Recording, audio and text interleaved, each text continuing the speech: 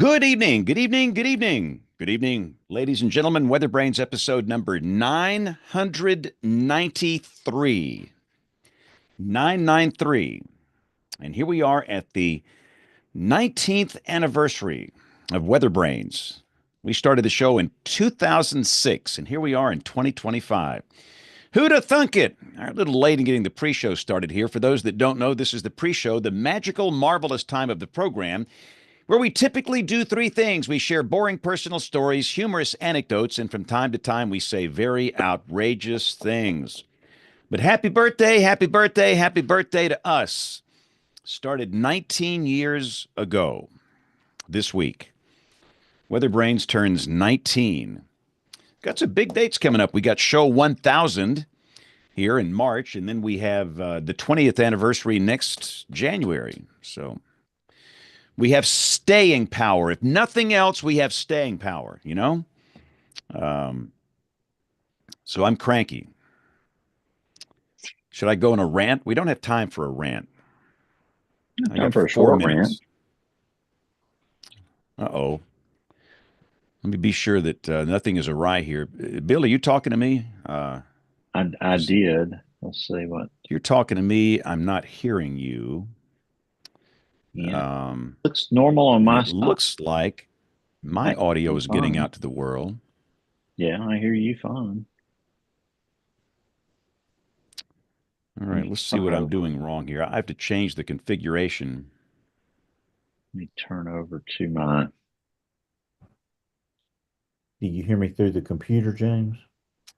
All right. Yep. Now try it. No, Talk to me. You don't hear me? Do you hear me through the computer? I can see your VU meter kicking. Talk for a minute, We Bill. can hear you pretty Yeah, just getting ready for a big show Yeah, tonight. for some Glad to reason, I'm welcome not Heath hearing Lawler. you, Heath, which you know, makes from the What's up, fine absolute Mr. line Bill? sense. of Lawlers from Birmingham. I had a great friend named Keith Lawler in high school. Yeah, and then not Fine too times long on. ago, we figured out that my parents graduated from the same school as Bill.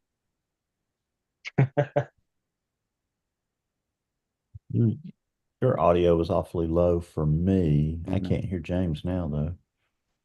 Now I can hear you. Now, oh, there we go. Good. All right, now I'm gonna switch back over Yeah, to the that AirPods was and let's make sure you. So I have switched. Did you follow me through the transition? I can hear you. yes. Okay, that's good. That's good. Just an odd glitch. I've done so many radio deals, and now with radio, it's all video. And when I do radio, I have to change all the configurations for Zoom because this is a whole unique setup here that we do for WeatherBrains to route the audio. You have to do this virtual audio routing so you guys can hear the sounds. So I Do you still probably use didn't press Audio the right. Hijack Pro, James, or did you have to switch over to this black hole? No, I use Audio Hijack. Because It's the it wouldn't same let me thing. download it anymore. Like it Well, went- it's not Audio Hijack Pro anymore. That went away. It's just Audio Hijack. okay. They changed the name of it to Audio Hijack, and it's a virtual routing program, and you got to use that in conjunction with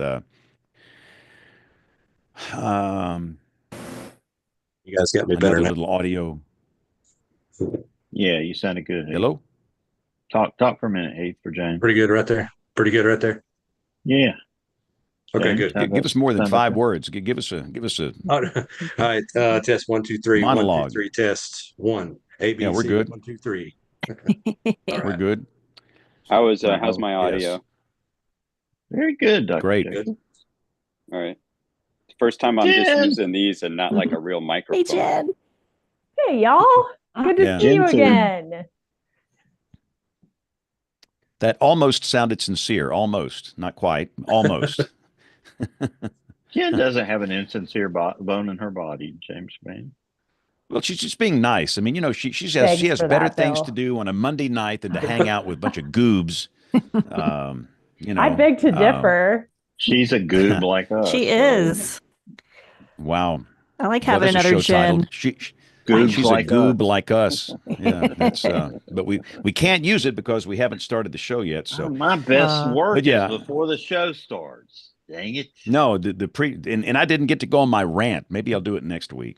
It involves a CBS news anchor that belittled my state. Listen, you can mess with me all day. You can criticize me all day. I'm fine with it. That's fine. I'm used to it. Fine.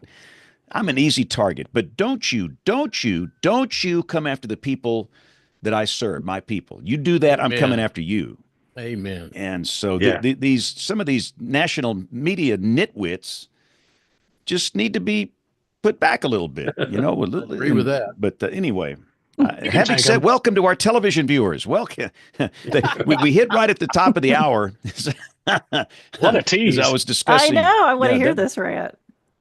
Well, Come on, maybe just we'll us do it during the watching. show. Yeah. Yeah, we got to do It's that. just us. Oh yeah, well, not not now. High hanging curveball. Yeah, whoop.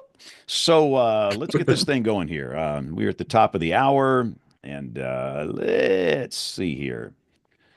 All right, let's do track number 1, track number 2, and here we go in 5, 4, 3, 2, 1. You're listening to WeatherBrains. They're kind of a big deal. WeatherBrains turning 19 years old this week. Goodness gracious. And this is episode number 993. This is for the 27th of January, 2025. Our first WeatherBrains episode was January 30th of 2006. Goodness gracious. They said it wouldn't last. What do they know? They don't know anything. Well, this is the show that is all about the weather. And Troy Kimmel, good to see you. We missed you last week. You were dealing with some winter weather issues. How'd you fare with your winter storm? We didn't, not very much. Saw, I guess 0.7 of an inch of snow here, accumulation. So at the airport, a little bit less here in Austin. But as you well know, if you're from Austin, or you know the area, the people of Austin cannot drive in the sunshine. So anything to screw with that, and the snow did that day, is really going to mess things up. I say that in a loving way, Austin, but we cannot drive in the sunshine here. But no, it really wasn't too bad. I've always said where we are, we have more accidents with 1 inch of rain compared to 1 inch of snow here. I mean, it's come to Austin. Yeah. Okay. Come to Austin. Show title. No. So, Tulsa. and I will say, we had one for the ages, the winter storm on the Gulf Coast here last Tuesday. Yeah. It was just incredible. We had some 9-10 inch amounts on the coast, and to watch the snow come down on the beach, snow covered beaches, snowball fights, snowmen. Goodness gracious. I spoke in Andalusia, Alabama, which is a small town near the Florida state line, Saturday night. This was a couple of days ago. They still had piles of snow in the shaded areas, which is just absolutely astounding. But it was one for the books that we'll talk about a little later. But let's go up to... Well, I got to tell you, but Neil, what if it'd been a week later where we were? I know. I was so bummed. We were at AMS in New Orleans, and just rain. Yeah. So Neil, how was AMS? We need a full debriefing. How'd it go? I flew in like late Tuesday and out Thursday, so I was there for Wednesday. And everything like my talks were on like Tuesday night. So whoever came to my talk, thanks. I know you came to that instead of some happy hours. Yep. But it was fun. It was good. We'll debrief both you guys. Boy, wouldn't that have been something? Goodness gracious! Yeah. Well, when I left there, when I flew out, I guess on that Thursday, Neil, sunny day, and had an Uber driver and young man, and he had already heard about a meteorologist coming to town, which should have been a bad sign for New Orleans. It should have been a bad sign. Trouble. And as I was getting out of the car, he kind of looked at me on that Thursday. He goes, "Well, what do you think?" And I said, I haven't looked at all that closely, but I would be concerned if I were you. And that's all I said. And I've thought about that ever since. Wow. Well, let's go up to Rick Smith. Rick, how have you been? Any snow issues there last week? Gosh, it's been so long since I've been on. It's probably snowed 2 or 3 times and been cold and warm, and I don't even remember, but not too bad. We're going to be 60 tomorrow and some rain this week, which is amazing. We've been a long time since we had significant rain. And but yeah, the snow that we've had, it's weird this year. We usually have the mixture, but this year, every time we've had winter precip, it's been all snow, pretty much, and that pretty snow that doesn't really do a whole lot to the roads, but it's nice to look at. So if it's going to snow, that's my favorite. Well, let's go to our Tulsa correspondent, Dr. James Adelot. James, how'd you do with the snow last week? It was very weird, light and powdery enough that I pulled out the leaf blower, and that's how I cleared my driveway. It was amazing. That happens about once a decade, it seems. And you put that on X too, because I remember that, didn't you? Didn't you put it on? I did, because our promotion manager lit me up for not using my janky little snow blower and recording myself on the previous snow. So I'm like, all right, here's more than you ever wanted. Wow. There you go. Well, so Jen, you're shutting down the Arctic door for a little bit. I see here. We might see some 70s down here. So thank you. You're very welcome. Yeah, I see 40s in my future. So 40s are the new 60 for me after being in the single digits and the teens. I'm loving these temperatures and no snow up here for a while, and just some. It looks like we have some rain coming in later half of the week. But it's amazing to me that New Orleans has picked up more snow than we have all season. I mean, it's just, I've not had a whole lot at all. Little bits, an inch or two here or there, but it doesn't even add up to what New Orleans had. So it was pretty amazing to see. What was their total in New Orleans? Do we know? I thought some areas picked up close to 11 to 12 inches, didn't they? Yeah. I Wasn't forget. the official total 8, Troy? Yeah, I think so. I noticed it took New Orleans WFO a couple of days to get those together, which is it was tough to do. And I think Gulfport and they had responsible for Baton Rouge as well. But I'm thinking it was 8 in New Orleans and a little more maybe in Gulfport, a little less in Baton Rouge. I don't know. Let's go to Commissioner McLean. Commissioner, we have some complaints that the snow did not happen during the AMS annual meeting in New Orleans. Uh-oh. Kim's got an audio problem. She's not muted. Yeah, we couldn't hear you, Kim. Yeah. Well, we'll get her audio working in a minute. But Bill, let's bring in our guests because it's going to be a good show tonight. I'm excited. Yeah, James. Tonight, our first guest, WeatherBrain, is a storm chaser, and he is the driver and equipment technician for famous storm chaser Brett Adair with 12 years of experience. He's chased 22 tornadoes, 9 hurricanes across 39 states. Native of Pell City, Alabama, just east of Birmingham, became fascinated with weather after debris from the Cottondale EF4 tornado landed at his home in Trussville. His most memorable chases included the Mayfield 2021 tornado and Hurricane Ian. Heath Lawler, welcome to WeatherBrains. Well, hello, Mr. Bill and the crew. I'm honored to be here.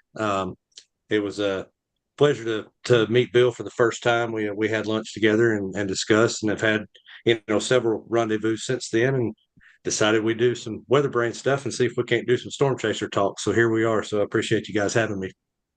Yeah, well, we appreciate you, Heath, and love what you and Brett do, and keep up with you a lot, and real proud of you. So we're excited to have you here tonight with us. So thank you for joining us. Thank you, sir. All right, and tonight's second guest WeatherBrain is the founder and lead of Girls Who Chase, a movement empowering women in storm chasing in STEM.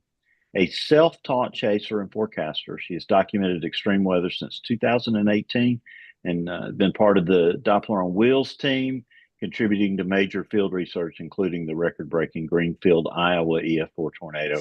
Her work has been featured in the Washington Post, Good Morning America, The Today Show, and she continues to advocate for inclusivity in meteorology and severe weather research. Jen Walton, welcome back to the show.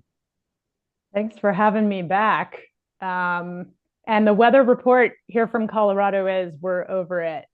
So send it back to wherever it came from. I mean, we're grateful for the moisture here. I guess I should probably qualify that, but it's been very cold now for several days, and we're sun lovers here, so we're ready. But AMS was rough for those of us from the West because, man, that damp cold will really get to you. So Yep. I guess I'll take dry single digits over damp 50s, actually, pretty much any time. So thanks for having me. It's great having you here again. So you'd reached out. You got a very special event coming up. We're going to talk about that a little bit tonight.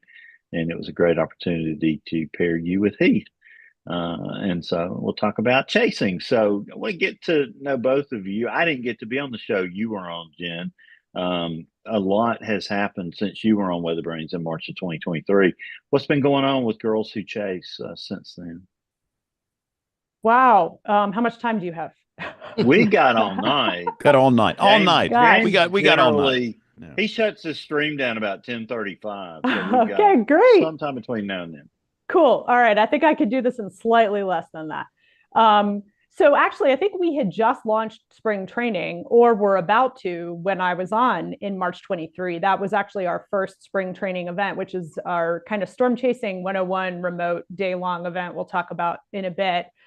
Shortly after that, we developed a partnership with the American Meteorological Society, who is now a key partner of ours, to develop additional educational webinars and share severe weather information with all kinds of different folks. And that relationship has kind of evolved in multiple different directions, but one has been that I've attended the last couple of AMS annual meetings, which has been wonderful. And we actually just delivered AMS's first ever storm chasing training at the student conference in New Orleans, which was fantastic. So definitely bringing some storm chasing into the world of meteorology, which is a weird thing to say, but bringing these worlds together in a couple of different ways. Another is talking about doing field work and field research. So joined the Doppler on Wheels team in 2024. Definitely timed that purposefully in order to catch Greenfield, because I knew that was going to happen before I joined the team, and had the opportunity to contribute to what turned out to be a record-breaking tornado event in Greenfield. And then there's kind of an unofficial partnership, which I suppose I should call official if I was going to be official about it, between the Doppler on Wheels program and Girls Who Chase. And that's really around doing some outreach. What kind of field research do we do? What is the benefit of bringing mobile radar in close proximity to severe weather?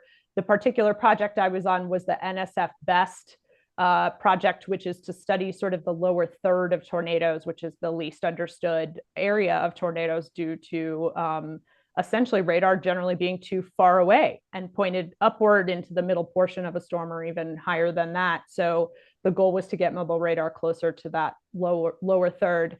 Then Greenfield happened, and then there were some opportunities to partner additionally with AMS to do some breaking news webinars and share information about the utility of mobile radars in severe weather and what we've learned about tornado behavior and how it does damage to buildings. And obviously, we've had some interesting conversations around the fact that Greenfield was rated an EF4, but the wind speeds notated by the Doppler on Wheels were between 309 to 318, which is often considered EF5. So I think it's generated some additional conversation around that relative to damage scale, et cetera.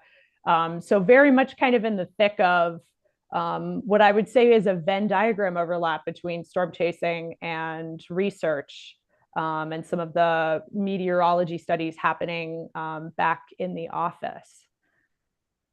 Yeah, so Rick Smith, you've been there, obviously. Yeah, I've been there with an EF3 tornado with 290 mile an hour winds and a couple of times. So yeah, that's interesting. The Greenfield day event was just amazing. But yeah, it's that discussion lives on and will live on. Yeah. So Jen, talk about that for a minute. I mean, is that just the way it is? Do you think that'll ever change? Will we officially rate storms by the Dow eventually, or what? Where are we at with that?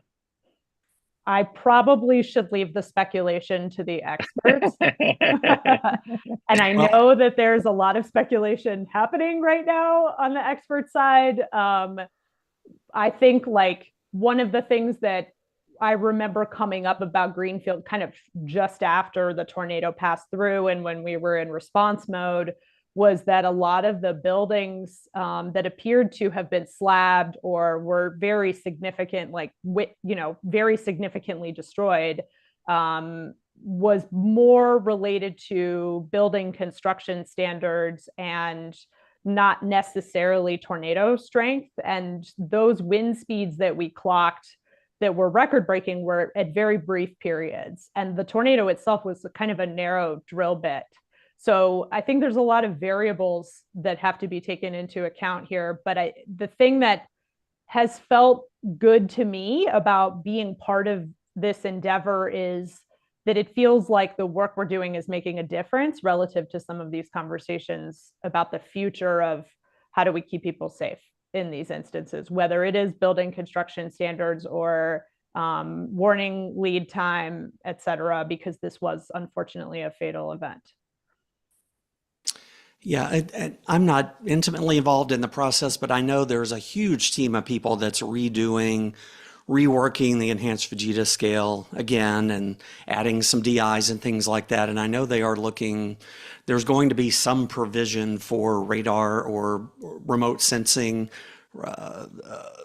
incorporating measurements into the rating. I don't know exactly how that's going to work, but it's at least going to be acknowledged, and there's lots of discussion and debate and things going on about that. So whenever that comes out somewhere down the road, I think it's going to be part of the process, but I just don't know all the details. And I guess my question on this is, I know it's based on damage indicators, but if radar shows that it has this strong of wind, shouldn't it be that EF level if you're trying to correlate damage indicators with a wind speed? But then again, every other tornado in the database is done with damage indicators too, which could have been much stronger. So I don't know which side of that to fall on. Exactly. So that's the conundrum. Heath Lawler, you and Brett Adair drive around for long hours and have chances to talk about these things. I bet you have an opinion. Yeah, I think there's a lot that comes into play, like having the Dow in close proximity, not only in Greenfield but also in Southwest Oklahoma on May 25th. When we were out there, OU had their Dow on site and scanning, because it took forever for that storm to develop, and really they got some good shots of the evolution in close range to really get a good handle on what's exactly going on in different points of the storm. So I feel like there was valuable information, like she mentioned, and also with the drone that they had real in close proximity to that actual tornado that went through Greenfield. After we rolled into town, the initial response had happened, and most of the town had been contained, and media had been there. When we rolled into town, like she said, it was very narrow, but it was extremely violent in a close proximity. So it would be great to be able to get better readings and be able to put Dow and close proximity radar into play in order to not only look at the damage indicators, but also look at the data at the different levels. Like, they were picking up some really insane winds on the Dow with this storm, and start to get them closer and start to make some better adjustments in the EF ratings. That does seem like it would be great. Yes. So I guess, Rick, did you want to add anything there before we move on a little further, or is that classified information? We did the May 31st, 2013, the big El Reno tornado. We went through this. It was rated EF3 based on the pure damage indicators, but then we had two mobile radars that measured winds over EF5, the threshold 200 miles an hour, and we went back and forth on that. And yeah, I mean, there's all kinds of arguments either way. There's differences in how the winds are measured. The EF scale is intended to be one type of wind, and the radars are measuring something different. Like Jen talked about, it's for different periods of time and different heights and things like that. I know Josh Werman and Karen Kasiba and lots of people have done studies on all of that. So it's complicated. But I don't know. Our argument back then and still today is if you're using the EF scale to try to guess the wind speed that caused the damage, but you've got something that actually gives you the wind speed, then you should be able to use that, I think. But I think we're headed in the right direction, though.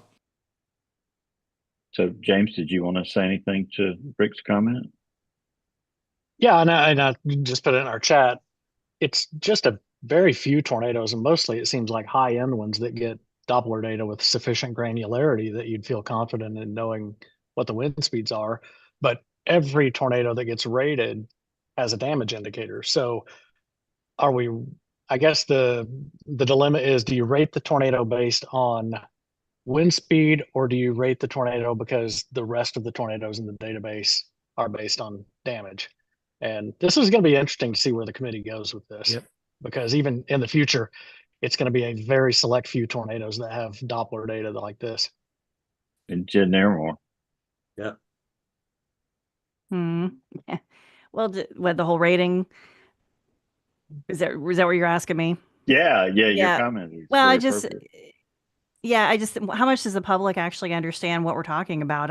Sadly, I don't think they truly understand how to rate. What do the ratings even mean?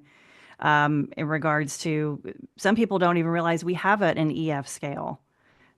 You know, they don't realize that we've moved from the F scale to the EF scale, and what are the thresholds and what does it mean for them, and all that kind of stuff. And I think it's hard to even explain it to folks. What does the EF scale even mean? So Yep. I don't know. All right, and Jen Walton, you just got a text that's important. You can only read it if she agrees to come on the show. Do we need the breaking news sounder for this? Yeah, I was going to say that could be We very probably appropriate. do. Yeah, so hit it, James. All right. Hey, say bye. We interrupt this program for a CBS Radio Net Alert Bulletin. All right, Jen Walton, you're up. I feel like I should leverage this, like make myself feel more important than I am somehow. So it turns out Dr. Karen Kasiba has been listening in to the podcast and just wanted to share that, to her knowledge, radar will not be used in tornado ratings moving forward. And I just wanted to add, kind of second the point that James just made as well, which is that some of the issue here is we're subject to the tornadoes that mobile radars are able to access and get close proximity data for. So some of this is a little subjective, and is, I think, part of the reason why there hasn't been a significant breaking, records type tornado event in quite a while. Sometimes that's because there just aren't major tornadoes, but some of it is also just maybe the road network is bad and you can't get a mobile radar close by, or it's at night in an area with poor visibility, or right. So you have a lot of variables related to the same issues that storm chasers deal with anything, and that also affects the types of data that might come in that would help with this type of thing, especially some of these large destructive tornadoes that are happening in the southeast. But there will always be people that will make all kinds of social media noise, right, Rick? Why didn't they rate it EF5? Oh, that's a given. I mean, that's just a way of life. And Jen, I'm glad you said that. I stand corrected, and we need the sad trombone music to play for me. Jen got the breaking news sounder, but I get that. No, that's cool that Karen chimed in with that. And I said it earlier, but my mic was muted. I proposed a Star Wars rating system where it's like R4D2, radar 4, image 2. So I think that could be cool too. I think that's the most important news of the night right there, Rick.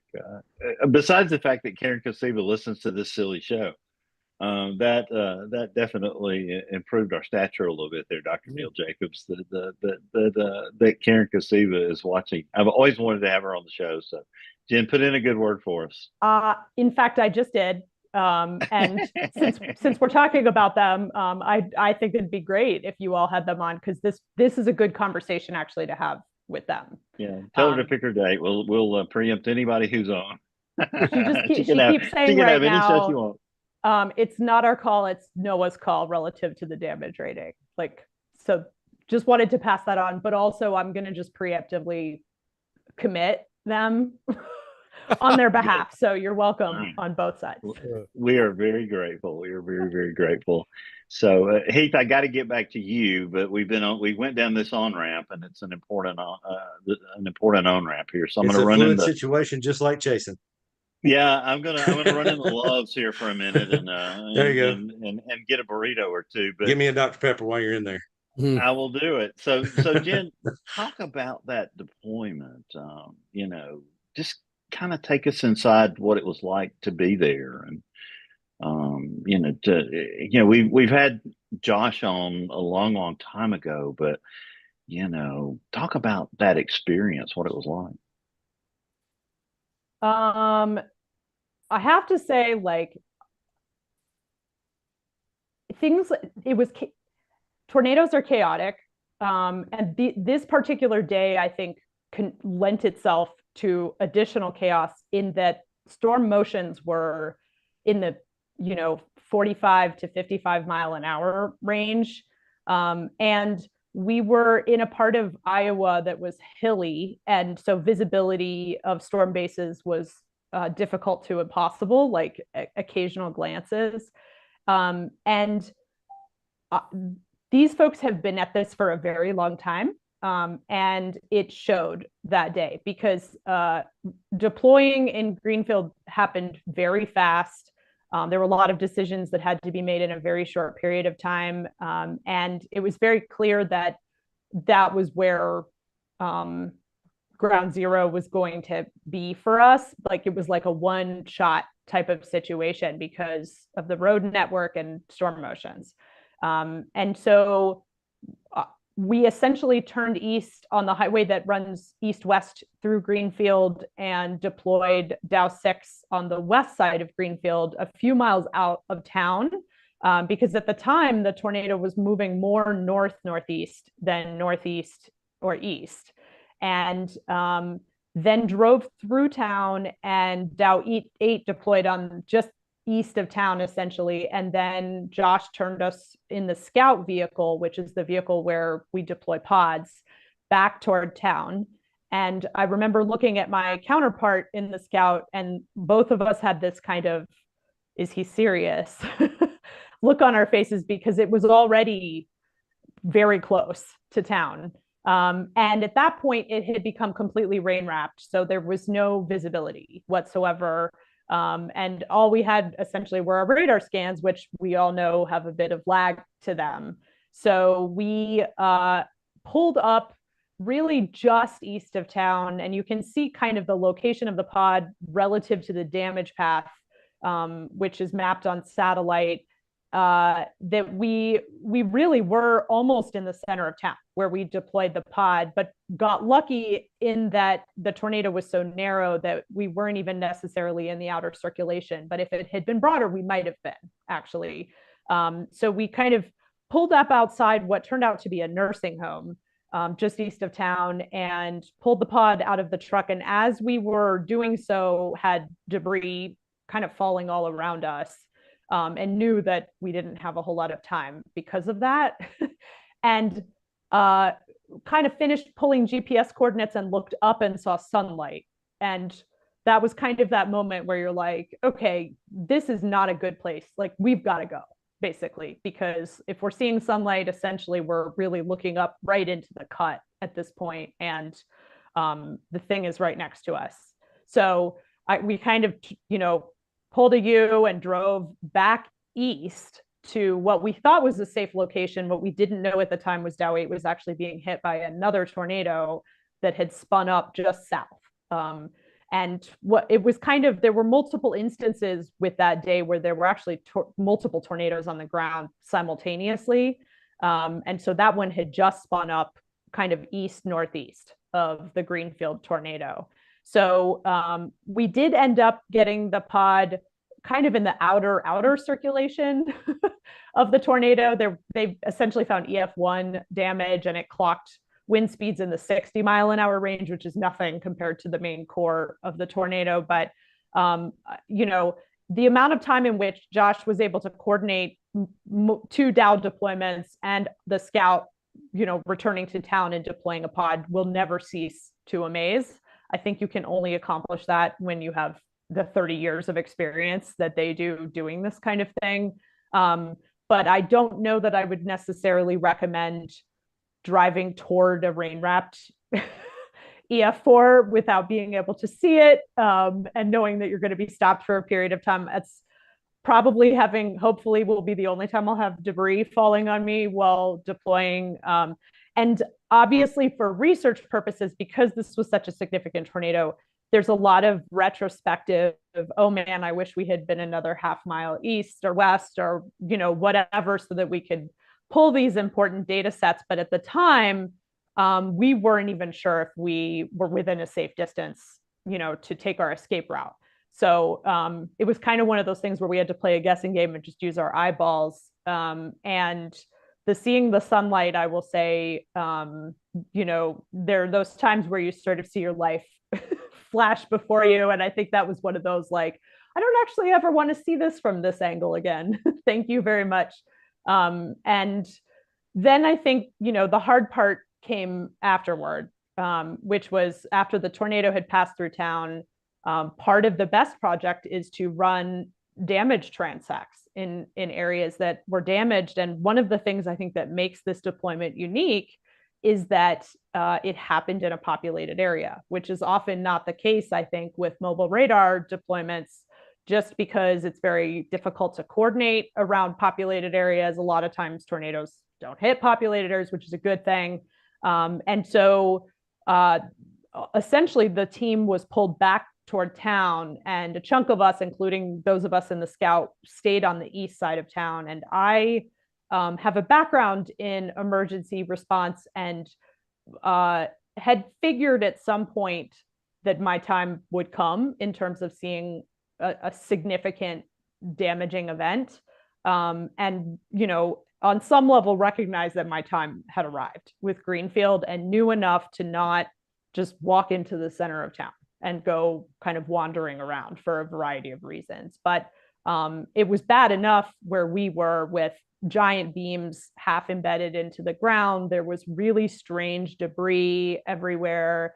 The pod itself had a giant chunk of roof sitting next to it, and had been kind of relocated just a couple inches, and just wandering around that area. And then initially thinking, okay, it couldn't have been that bad, because even though there's a little bit of debris, this nursing home that we deployed in front of appears to be fully intact, minus there were a few beams embedded into the roof. And then I remember walking around the right side of the building, and behind it was just complete devastation, like trees stripped, buildings slabbed.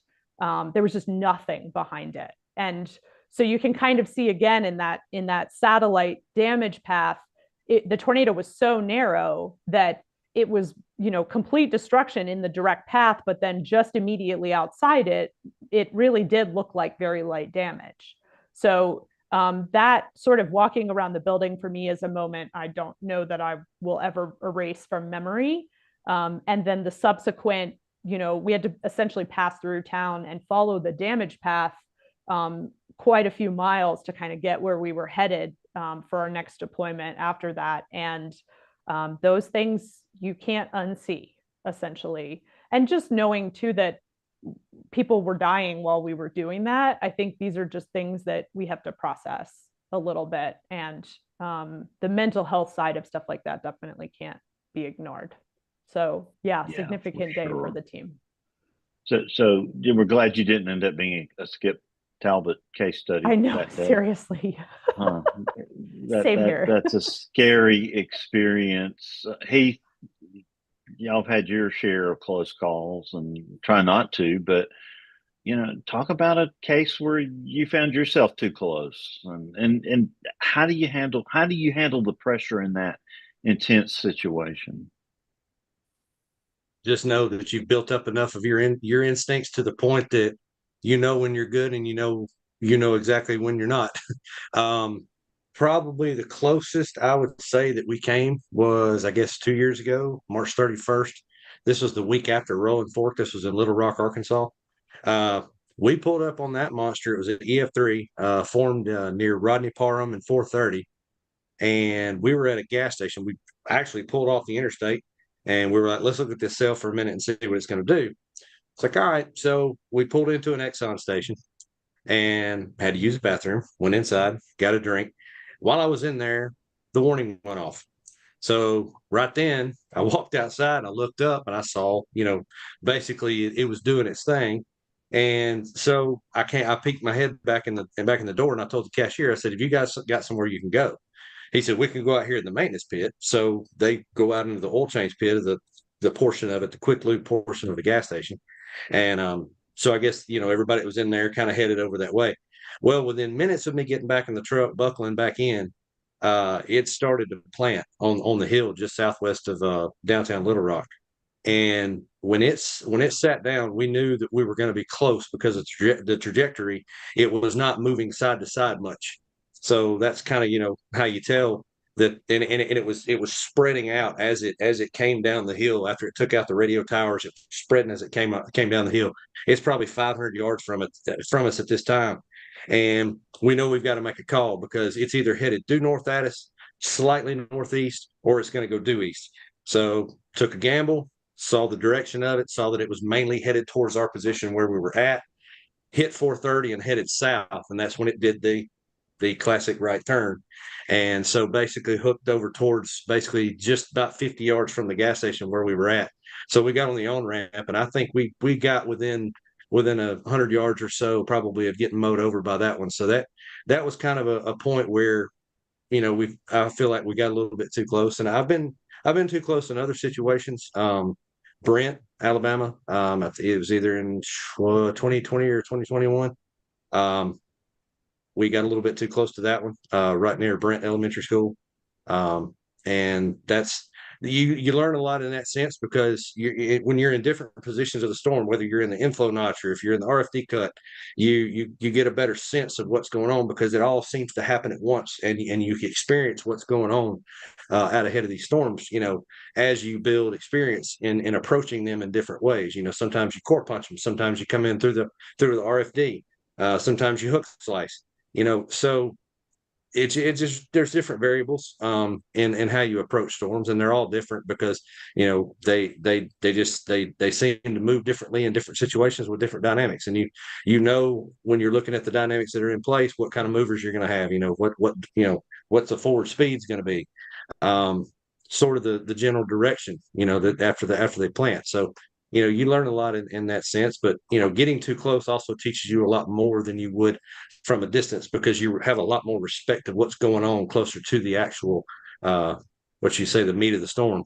So you learn a lot more in there close. Now, you don't try to go after getting close, on purpose, but there's always that curiosity that you want to get close, the next time, but with caution and better instincts. So Jen referred to the aftermath, Heath, and you deal with this all the time. You guys come up on devastating scenes. Yeah. Talk about how you deal with it, how you and Brett deal with it. We realize that Mother Nature doesn't care. It's going to do its thing regardless. All we can do is try to do the best we can when we get in there. Silver City, Mississippi was a fine example. Nighttime tornado. Rolling Fork, tore through Rolling Fork. That was a heck of a night. After it left Rolling Fork, it rolled into Silver City, Mississippi. It was rated an EF3 when it hit the neighborhood. And the thing that a lot of the new generational chasers, and this is I talk a lot to the guys that are coming into this new. You got to realize that a lot of these places you're going to find yourself in, you've never been to. So overhead mapping, Google Maps, that type of imagery is great when you can pull it up and you have internet access, as long as you have a way to get internet, because most of the time the internet service in the area gets knocked out by these things in close proximity, especially if it's a big storm. If the cell signal does not get knocked out by the main tornado, it gets taken out by lightning, by RFD, by hail, wind driven hail, whatever it may be.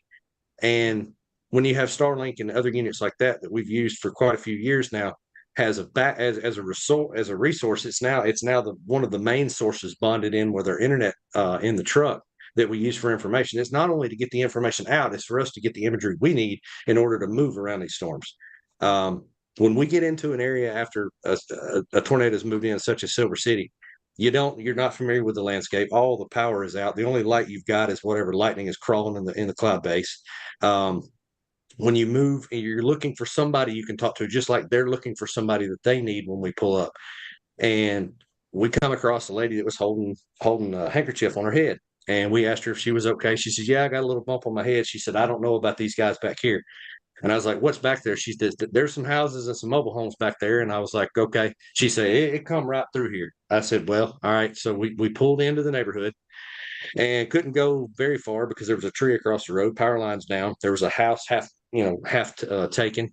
And basically we parked, turned all the LEDs on the roof on, turned all the emergency flashers to try to get as much light in the areas we could. And then we saw several houses on down. So I jumped out of the truck. I went up on the porch of this house that was half gone, and I just screamed out in the dark if anybody, could, and had a flashlight and was, just asking if anybody could hear us. And I hear the most blood curdling scream come out of the dark. And it ended up being the grandmother of two children that were actually swept out of their home and dumped into their backyard. And they were still basically sitting where they were with the coffee table and everything in the living room. They were just vaulted into the backyard, and the house collapsed around, basically opened around them. And the little girl, she was DOA. She was dead on arrival. The little boy had a hole in his head, and since then he's had 3 or 4 surgeries. But when we discovered him, they actually took him off to the sheriff, because a lot of times when these things move in, they throw a ton of debris around, blocking roads with either whole houses or stretches of fencing or field irrigation machines, or infrastructure. Whatever you can throw on a road, it blocks the emergency services from actually getting in. So if we are in a position to move in, we may be we're first responders in that sense, because we're the first that can reach out to someone who has just been affected. And I'll elaborate more on why it's so hard for us, because we're taking it as it comes. It's such a fluid situation. You don't know how bad it's, how many people are you looking at that are hurt, how many people are actually gone, how many houses, how many structures are affected. When you move into the areas, and you start to move around and do more of a search and rescue, and you've got so many sensory things going on. You've got propane, you've got, natural gas leaks, you've got the smell of fresh cracked pine, you've got fresh lumber smells. There's so much your body is taking in your senses, and you just try to get a grab on what you're there for, what you've got to do, and just be aware. Take care of yourself, but also make sure you do an efficient evaluation of the situation to move in and get it taken care of as well as you can, because you're it until the big guys get there. So you need to do as much as you can and be as trained as possible in noticing what parts of structures look back, like they may collapse. We moved further down the street and we came upon a brick home, and there was a mobile home across the street from it. The mobile home was stripped of its contents and everything was thrown up into the wood line behind this house. The mobile home frame was actually thrown, if you can imagine, weed eater cord taking something, in the yard. And when the weed eater cord slaps it enough, it kind of degrades it and kind of chops it. Well, this frame hit the corner of the brick house, the 1-story brick house, and the tongue actually came into the bedroom. It actually, it took the husband from his wife, and his wife got vaulted into the hallway, and I think pinned under the frame in the hallway. The whole front quarter, the front section wall and the side wall was chopped out of the house, and the whole front left portion was free hanging. They brought in like temporary jacks to help jack the roof up so that the rescuers inside didn't have anything that collapsed on them, while they were trying to assess what to do with him and her and get her out, because she had just had a double mastectomy surgery. So she was still recovering from that with fresh stitches and wounds and everything, and then got affected by this. And it's just a shame. And I'm probably going to step on some toes by saying this, but if that mobile home had not been across the street, the man would still be alive, because that house was fine besides that. Mm-hmm. So that's what we run up on. It's those images, and you get reminded a lot. And I guess there's a special I don't know if you learn to deal with it, if you learn to cope with it, you just know that you did the best you could and that Mother Nature's ruthless and you have to accept the raw tenacity that you come across in doing this. So you have to balance it out. It takes us 2-3 weeks to get over it. I'm not going to lie. I mean, there's you have so many things recurring in your mind, and then like that event, it was Rolling Fork to Silver City, and then the very following week we had another outbreak in Central Arkansas with the Little Rock. So it was back to back. So sometimes you don't have time to decompress. You have to move on. You put it away to reflect later and think about it at home. Look through your images that you gathered and relive it, and try to learn as much as you can from it and figure out, what would I do different when I come to a fresh scene. What am I going to do when I come up on a rural situation versus an urban situation? What's the difference in the volume of people that are going to be affected? So you have to have those things kind of preloaded in your mind of how you're going to react to certain situations based on what you've already experienced. So that's about as good as I can say for the newer generation getting into it. You better be ready for anything and anything in this world and even stuff you can't even imagine that you're going to come across. Yeah, I mean, this is unimaginable violence, as James A. pointed out in the chat. So, James A., continue that thought. Yeah, the level of violence people do not comprehend until they've seen it. And again, everybody that is involved in chasing or first response needs to use and have mental health experts that they can rely on, because PTSD is very real. And for some people, it's a gradual progression. For some people, it's all at once, but the result is still horrifying. That's nothing to mess around with. And I tell you, another instance, and I'll wrap up on that subject. Another instance was during the Mayfield tornado. Mayfield tornado was a lot of people in one place that were affected. I mean, there was an entire Hudson John Deere dealership there just on the south end of town in Mayfield. And it had combines and large equipment and balers and all kind of stuff, just all kind of accessories strewn out like Matchbox toys. And the right next door across the street from the Hudson John Deere, when we pulled up, there's a grain mill across the street. Well, they had rail cars lined up that were full of grain. Well, they were all turned over. Of course, we didn't see this till first light. But when we got in there to the town, the people that think you're there immediately, they think that I guess you're in the area and that like you're from Mayfield. And when you pull up, you have all kinds of people coming up to you and they're asking, have you seen my sister? Have you seen my brother? Have you seen my niece? Have you seen my wife? And I'm like, no, who's your wife? And he goes, and they'll say, Trent or Jacob or something like that. And I'm like, okay, all right, well, let's go see if we can find Jacob. Where does Jacob work? Where you're saying he was at work? He goes, he works in the candle factory. I'm like, where's the candle factory? And she's like, it's over there. They've got some light shining on it now. And we thought we were standing in front of a gas station that had the sign ripped out of the frame and everything. And no, it was a full John Deere dealership. And then there was a hatchery in the back. There was a fire extinguisher facility to the southeast or the southwest of the John Deere dealership. So there were so many people impacted right there, structures and people and resources impacted right there immediately. They had to call in mutual aid like in a huge drove. And when that mutual aid came in, it was like the Patriots of it was. So I don't know how to explain it. When the lights started coming in and you could see the skyline lit up with rescue response that were either inbound or they were working in a current area, there is a feeling of hope and humanity that comes over a certain scene that they're all pulling together, and it's something to witness if you're ever a part of something like that, whether if you're affected by a storm or if you are in the proximity or you have a town next to you that's affected. There's a lot of things that can be taught to the general public to be able to prepare not only for incidences that may affect them personally, but something nearby. What can they do? Because in a lot of cases, resources in the local town are taken out. You have electricity, you have cell signal that gets taken out.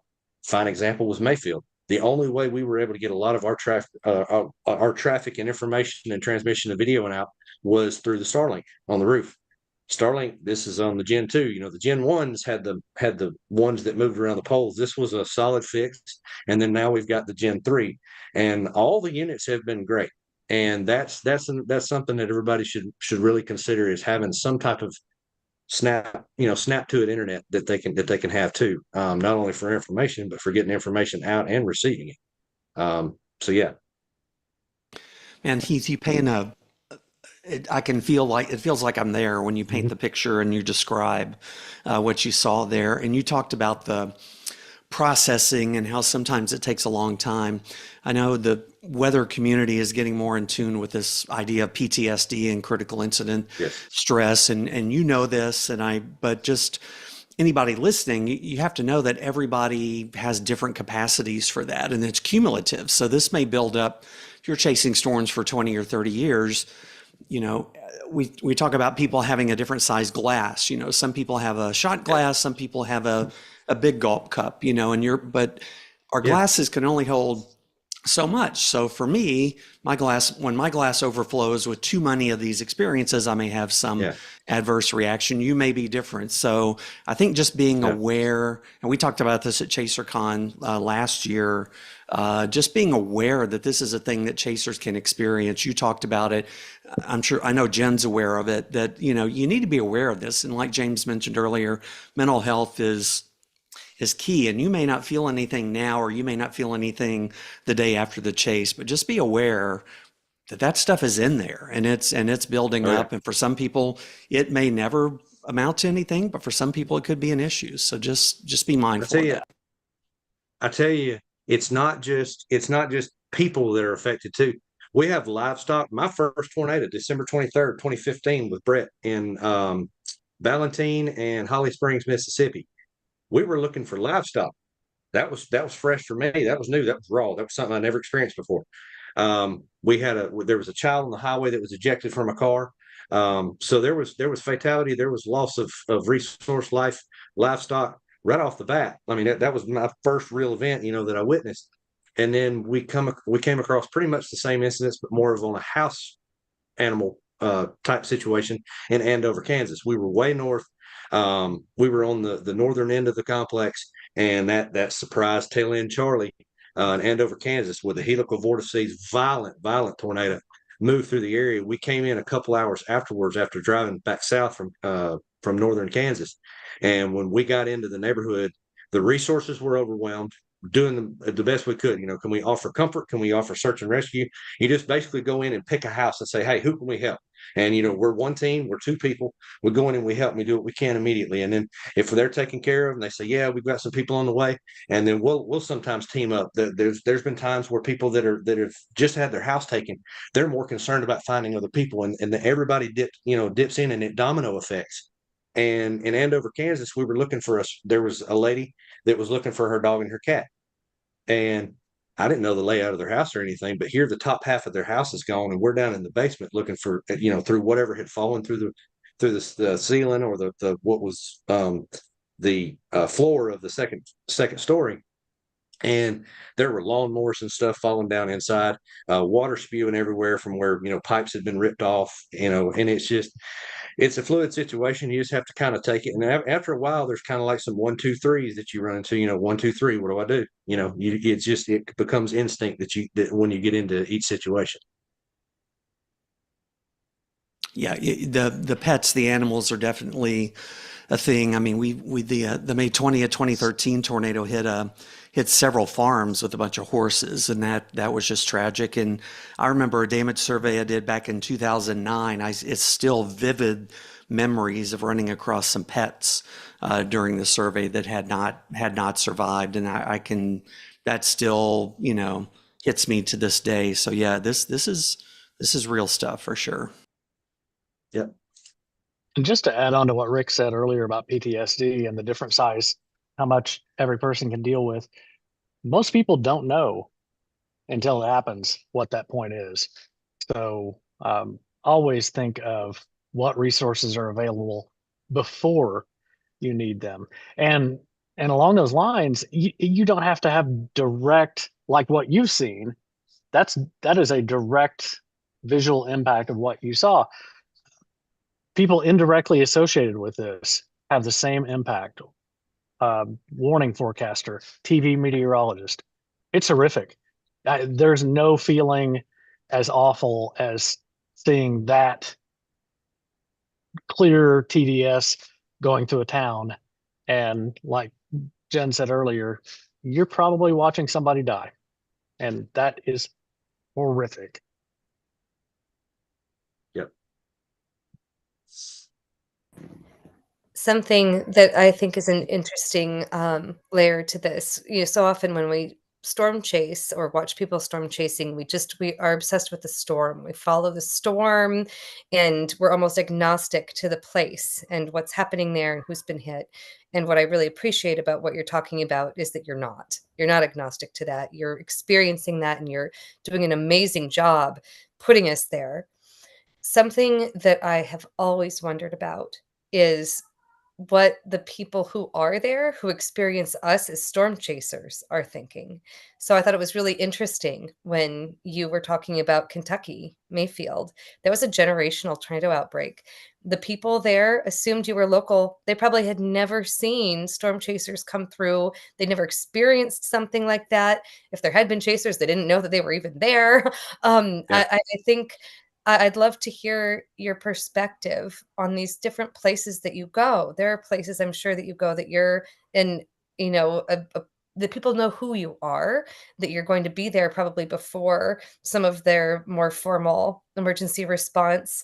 And there are places where they expect you to be like a police officer or something, and you're not. And these are very different experiences for you, but it's also very different experiences for them. Talk about that. Well, it's like in Greenfield, on Greenfield Day. I have the map pulled up here 1 second, and I'll actually be able to give you some better detail on where we were actually moving that day. I think it was near, here we go.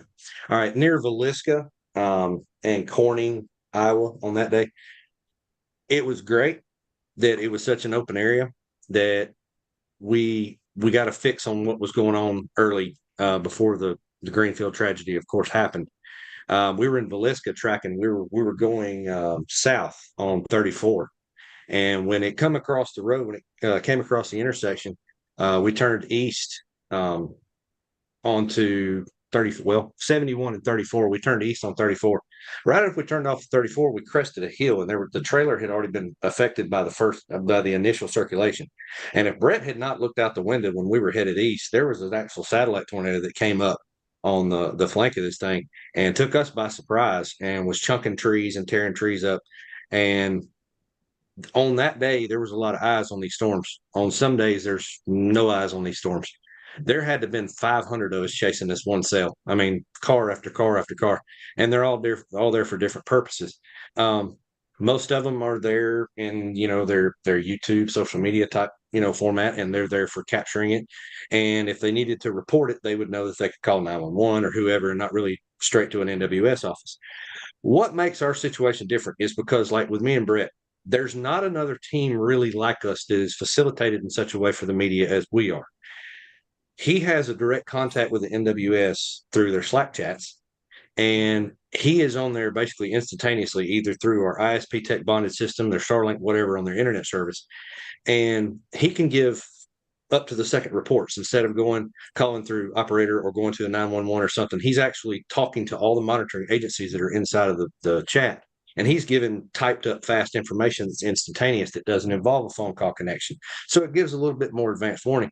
And our eyes being in there are essential. And a lot of times we get blocked from being able to go into places. I think with the way technology is now and the broad usage of different apps and information that you can bring in, there's different, internet, interpersonal networks. When we pull up the gas stations, along with say 40 or 50 others of us, they all looking at us like, so the storms are coming here. And it's like Anthony Bourdain said, we ain't here for the food. We're pulled up into an area where we think it's going to blossom, for the day. And we're trying to be the first one to put our eyes on it. We're trying to get, the best footage, because it's not only documentation of Mother Nature's wrath, but it's also to be able to study for future, if we get really good video to study, not only to look back on for how we would approach it differently, but when we go into different places, there's people that know who we are. I mean, you can kind of profile. We've been asked a couple of times if we're U.S. Marshals or not, because of the appearance of our truck. And that's, we run across that too. But for the most part, people know, what's up when we pull up, like you were asking. And then we'll fill them in and say, it looks like, right now, it's going to be more north of here. We're kind of positioning in this place or this place, for this reason or that reason, and kind of fill them in better, because all they hear generally is the possibility, or the ingredients are on the table. You're gonna, there's a cake that's possibly gonna get baked here. The ingredients are on the counter. A warning is when the cake is in the oven. Somebody's going to get a cake. Somebody's going to get served some of that in some aspect, potentially. And that's kind of how we look at it with them. Is, when they say there's going to be bad up here today, well, we can tell you, they say it's going to be bad. We think it's going to be real bad. We can give them kind of a different gut check on it to take it a little bit more seriously. I think we take it up a notch, because when we're feeling nervous about a day, we're not going to make people think that it's, when we're nervous about it, they feel that energy. When we pull up and we talk to them and stuff, they feel it, they know it. And that spawns from there. They start, we just talked to some chasers at the gas station, and they said it's going to get really bad. Let everybody know, or they'll make group chats and stuff. So those little morsels of information that you can provide for people, their general outline of that day may have been that, hey, tornadoes are possible. Are they possible? Numerous tornadoes, maybe large destructive tornadoes. And that's really all they have going. And then when it comes time for the event to actually get to where it's going to mature, or the initiation is going to occur, you can kind of tell by the way the sky is, everybody's moving in, they start asking more questions in detail. So yes, a lot of the times the public is alarmed, and they're aware of what's going on when we come into these places in town. How these towns address different, different situations with emergency, storms, fires, building, stuff that, floods, anything that they respond to, they're all unique in their own way, but there is a protocol and there is a code, but they're unique in their way, because, just like in Louisiana, I mean, when floods happen and stuff, they have the Cajun Navy, they have guys with airboats. There's different resources in place because the culture itself lives differently. So, like in Oklahoma this year, we caught a crosswind in an open area, and we got blown off the road. Well, we kept our lights on in the truck, turned all the LEDs on, called who we could. I don't know, there's probably 40 or 50 people got stuck that day. And the farmers responded and came out there with their quad giant John Deere tractors and started pulling us out one by one. You make a lot of friends that way, and you make not only some viewers, but you see who that person associates with, and then they start following them, and it really grows a good relationship one-on-one right off the bat, because they're like, we've never met storm chasers before, but we want to follow you guys. How much do you guys chase? Where all do you go? Oh, we go all over the United States. And we find ourselves in situations where we make friendships, for long term. There's people we still talk to that we just met out in the field somewhere, that you've never, and go to places like you mentioned. We go to places that you wouldn't just go to, but you find yourself going through, like Midland, Texas, Landman's, that whole deal. I like Midlands. It's a cool looking industrial town, and the different landscapes, which I love chasing in Texas, by the way, because it's still in a lot of places challenging like Dixie, but it's got some good open areas. And it's got some great terrain, very unique terrain. But yeah, for the most part, people respond when we tell them, it's going to be a bad day potentially, and people take note of it. And we also run across people who are been hit by tornadoes that say, well, we had no idea. Like, we're like, it's hard for it. We have to be, we have to think about it and say, how did you not think or know? Like, how did you not get the update of some word from your friends or on your local Facebook, socials? So there's still a gap in the public awareness, and I don't know what it is, for the most part, but it does make us feel good when we're able to go into an area and kind of give them more of a layman's term, yeah, we think it's going to be bad. So, we do feel good, when we get to help like that. I mean, I do not like to see anything get tore up. I don't want to see lives affected. It can do whatever it wants in an open field and put on a show for us, but do not alter somebody's life. That's not what we want. Well, I think, Heath, when they see you coming, they think you're an angel. So, and that's what you may be. So, James A., you had something. Jen, then I want to get back to Jen Walton for a second. Sorry. No, you're great. This is raw. This is real. This is what this is about. And we're going to talk about in just a second spring training. And this is something you have to think about if you want to get into chasing, because it's a part of it. So, James A., make your comment. Jen, then you jump in. Jen Niramore. Yeah, and I think I added this when Kim was talking about this, how sense of place and seeing these out of town chasers come in who they've probably never seen before. But I mean, you look at Mayfield that was early December, and you've got a town full of people, and this is probably the last thing on their mind, that they would have severe weather and the most violent tornado that county's seen since 1974. So the suddenness and violence with which their sense of normalcy was upended, and it affected everybody even close to that path, maybe not even that close to the path, not only the ones in it that had physical destruction, but everybody near it too. And, I don't think we often think how much of a psychological shock that is, where we're just thinking, oh, in 3 weeks, we're going to have Christmas and everything is great and busy making plans. And then this type event happens. And it doesn't have to be Mayfield. I mean, that's pretty much every tornado. Nobody wakes up in the morning and thinks, oh, this is the day that the EF4 tornado is going to impact me directly. Yes. It's extremely sobering. Jen Niramore. Well, and it's such a psychological shock for some folks that they don't tell their story for decades. They don't know how to do it. They don't know. But when they do finally tell their story, there's a sense of relief and healing when they actually do. But it can take forever, and it can still be just as emotional from when it happened to 50 years later when they do say their story. What I wanted to comment on, though, is, got a couple of things that Heath had said.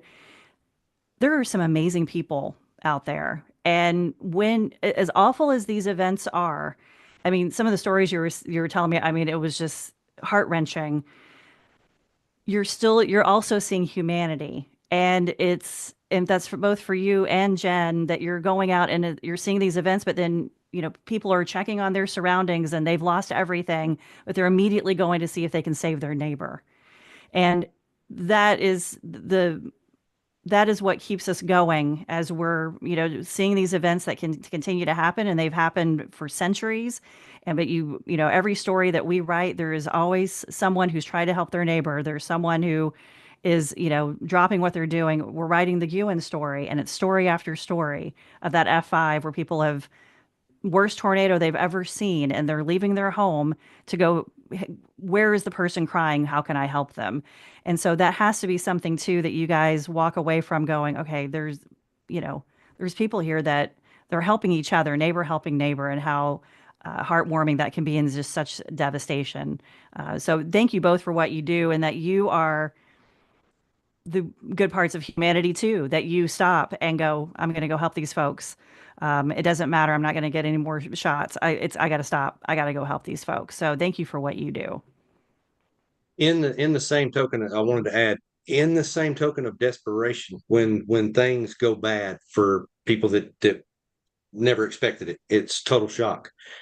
You have the reaction of, oh my God, what just happened? And you have people that come out and they're in such shock that they're in disarray that they're not really right in the head. Like it hits them. We've had several come up to us that were, I don't really even know how to explain what I can understand, how they would feel in certain ways, but they get real defensive. There's almost like a sense of security about them. It's like they have to fend off anybody that's coming in. And we've had, instances where we've come, and tried to do search and rescue and even do footage in some places. And we think that the area is clear, and there'll be people that'll come out of the woods, and we're like, oh, boom, we're gone. Some resist the help, some harness it, and some are kind of like, what do we do? What can we do? So you have to sort of kind of find some positivity in there for them, because you're their hype man at that point, because they just experienced the worst thing they probably ever experienced in their life. And we don't personally know what it's like to undertake that, but we've seen how different people have coped with it, and we know how we can start to help these people, deal with it and cope. And a lot of times their cover, their defense of it is that they block it out, and they say, okay, who can I go help? This is, I can't take care of this problem right now, but we can go save, Dale or whoever up the road. It looks like their house is messed up. So the pulling together thing is real in communities. Yes, it's very important. So, Jen Walton, we got you on here tonight because you were gracious enough to let us be a sponsor of your big event that's coming up. But let's talk about Girls Who Chase for a moment. This organization is about inclusivity. How are you working to change storm chasing? I want to add one last thing, I think, about the prior conversation before I shift to Girls Who Chase. And good. Yeah. Thanks for the transition, Bill.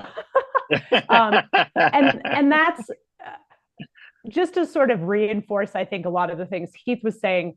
I think these events get very personal for chasers. Like, one of the things that I've noticed, just hearing people's accounts of past events, is folks remember very specific dates. Like, we can't remember what we had for breakfast yesterday, but you'd be talking to a storm chaser and they're like, oh yeah, something date, May 2001 at 4 p.m. I was in this exact location and I met this person and this person.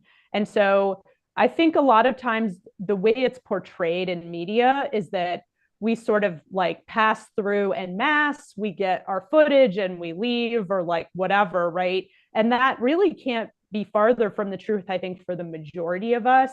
I've made friends because of tornado events that have impacted people. We were one of the few chasers on the Benkelman, Nebraska 2021 tornado, and it just like moved some large equipment around in somebody's yard, but it made a storm chaser of a woman who happened to live in the house that was impacted. And she found me on social media and reached out, and like showed me a photo of the tornado that she had painted and wanted to learn more about storm chasing, and found Girls Who Chase and spring training.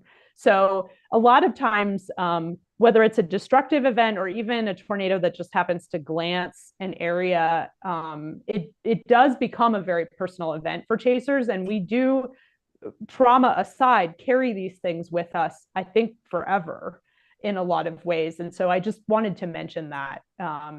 And I think what Heath is recounting here is a really great example of that, because some of the detail in this account, this stuff happened years ago at this point, and I don't know about you, Heath, but like, I have no idea what I had for dinner last week, but this kind of detail sticks with you in these events that are really meaningful to us. Yeah. All right. Something to add to that. You were talking about people that you establish relationships with in I guess precarious times of their life or tragic times of their life. When Hurricane Idalia came in, we decided we were going to put a surge camera out on Keaton Beach, and I've never been there, never been and never been in the Big Bend of Florida at all, and beautiful place. And when we decided we were going to put a camera out on Keaton Beach, we said, we need somewhere to strap it. Well, there was a guy boarding his house up, and come to find out, it was Steve Young, and he owns probably all or most of the Ag Pro dealerships that have like Kubota and stuff like that. He was like, we're gonna board up the house and everything, but you guys are welcome to come up. And he said, who are y'all with? And we got to talking to him and everything. Well, now here this last I don't know if it was Debbie, Helene, or Milton, which one it was. He was like, if y'all want to, y'all can ride it out in the house if you want to, but we wouldn't have been able to get out of the house because all the steps and the lower half of it were taken out and everything, but his house still stood. The interesting part about it was where we put the surge camera, not for Idalia, but we put it out there for Milton, or Helene, Milton or Helene, either one. I think Milton's the one that caused all the surge, right? That hurt all of Keaton Beach. Is that Milton or? Yeah. So when we went back to get the camera, we were basically in an area to get the surge camera back off the pole. And a guy comes driving up into the driveway. This house is gone. It's got wooden pillars and all that. And he comes up and he's like, well, he's like, I guess should have built it out of concrete. I was like, and I got to talk to him and everything. And come to find out, he was the builder and concrete former for all of the 8 houses on the one left side peninsula that actually survived the storm surge with the 5-foot roll top on it. All the houses that he built with a concrete foundation. every one of them were still standing. The rest of them were, for the most part, gone. And to this day, now we've got those contacts, we've got those relationships with the people that if it ever happens again, not only do you check in with them and see how things are going on progress for rebuilding, but you also in the future, when you get into certain areas, you have people that you can reach out to possibly for help, and they're willing to help at that time. And it's very humbling to know that people harness what we're trying to do out here and understand that it's not just a bunch of wild, people out here trying to get crazy footage. While that does exist, we try to bring a little bit more of a professional element to it in the fact that we're documenting history. At the same time, we're trying to offer assistance and get the word out, because in a lot of cases, the EMAs love us because that gets attention on the subject in the area. So people that are working more directly with the media, like in our sense and with your sense, Jen, and most of the chasers out there who are, I guess, who you could call super chasers, that are mostly there when things happen.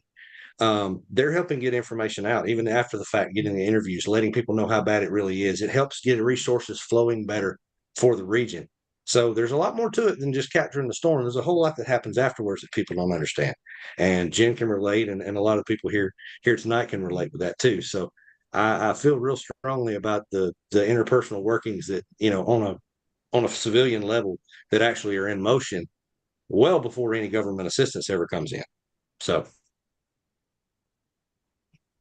that was a good seg, actually. Exactly. And I was going to say that. I was going to say that too.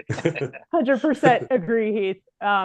So, Bill, to answer your question about inclusivity and kind of what we're doing, I think it's interesting to come back and chat with you guys 2 years later, because I think the role of Girls Who Chase and our contributions have evolved significantly. And some of that is because initially the platform was created only as an Instagram page, really, to amplify women in storm chasing. And that was a response to, at least my perception, along with kind of some anecdotal data, that it seemed like women just were not, for a variety of reasons, getting the airtime that men were in storm chasing. And it was kind of a just stereotypically male dominated space. And the way that had manifested for me was that I was always an avid consumer of severe weather content and media before I started chasing, and I just never really saw any women. And so I just kind of figured, okay, well, this probably isn't for me. At the time, it didn't occur to me that I'd be, doing the kinds of things I'm doing now. But I just remember thinking, I don't really want to drive into tornadoes in a tank, right? Because that's a lot of what you see, I think, in some of that reality television media.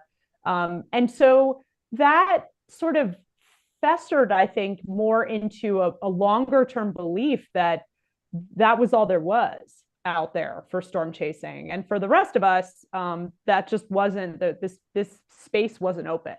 And so I think that the evolution of our purpose here has kind of evolved along with our understanding of what's most useful. And it's really kind of dovetailed into 3 areas. And the first is this continued amplification. So it's really kind of a representation issue, like if you can see it, you can be it. So how many different ways can we showcase women working in severe weather? And that includes women who are in meteorology doing important work, different types of field research, like I've been doing with the Dow folks. Poor Karen Kasiba, I've just taken on a media tour over the last year. She's probably snickering right now as she's hearing me say this. But it's important, I think, for other girls and women to see that there are women out there doing this kind of thing, and it really does matter.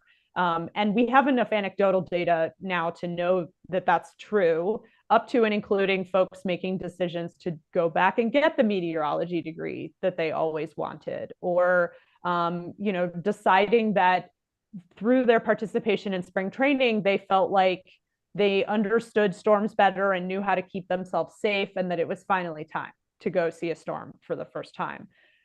So it's been interesting, I think, learning where we're most needed. And that for sure is one key area that kind of meets the assumption I had made in the beginning. The second is education. it turns out that a very real barrier to entry for women, both into storm chasing and more broadly meteorology, is this sort of belief system that we have to know everything there is to know about weather before we can get out there and see a storm.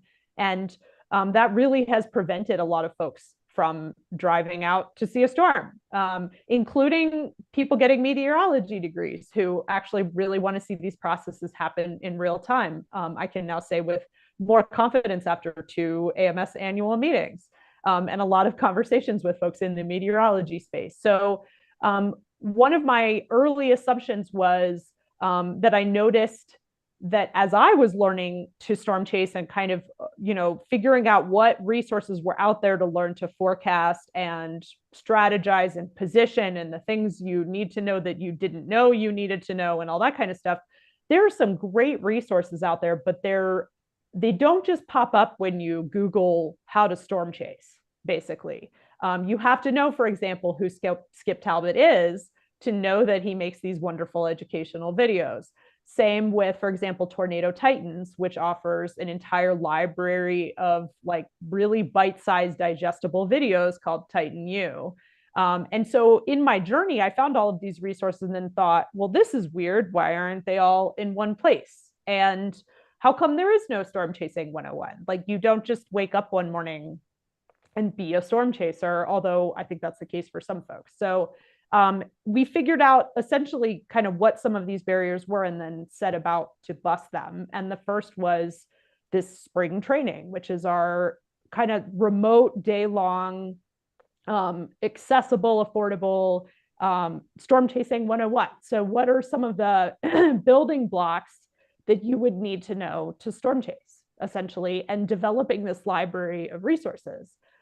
Excuse me. And so that was sort of a spaghetti at the wall type thing. Like, let's give this a try and see if people are interested. And wouldn't it be wonderful if more than 12 people showed up? And we ended up with 320 our first year and then doubled it last year. We had almost 600 people attend. So it turns out that people are actually really hungry for this type of education. Even if they don't plan on driving themselves out to a storm, there's a lot of curiosity. Like, what does make a severe storm? Why do some storms produce tornadoes while others don't? What do you need to know as a storm chaser? Like, it's just curiosity. And it turns out it's a great entree into learning about weather and science. And it's not just for women. Spring training is like a weather is for everyone resource. I know we're called Girls Who Chase, but we've learned a ton since then about who finds our resources useful, and it turns out it's everyone, and that's great. And so I just wanted to make sure to say that because I get a lot of, well, I'm a man, can I still take this training? And it's like, by all means, please do. In fact, we were about 50-50 last year for participation.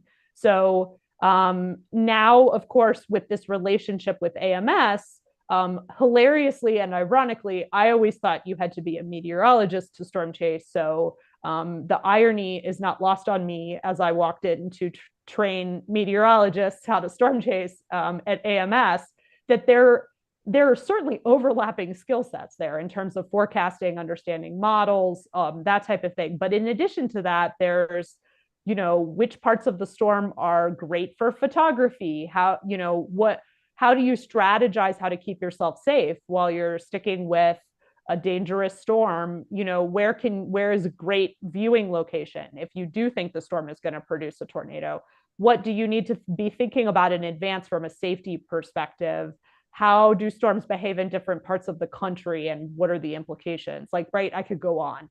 So there's a lot, I think, that is useful, I think, for both camps to learn. But if anything, I think what we're finding is it's really useful to get, even if a meteorologist is planning to spend the rest of their life in a TV studio or in an office, there's such utility in experiencing severe weather coming together, watching these meteorological processes that you learn about in a textbook happen in real life, seeing how all those variables play out and what that looks like. So it's turned out that the education space has become probably our primary activity right now. And the even better thing is that my technical partner, my education partner, Comet MedEd, has turned this spring training concept into the real deal, because this is actually what they do.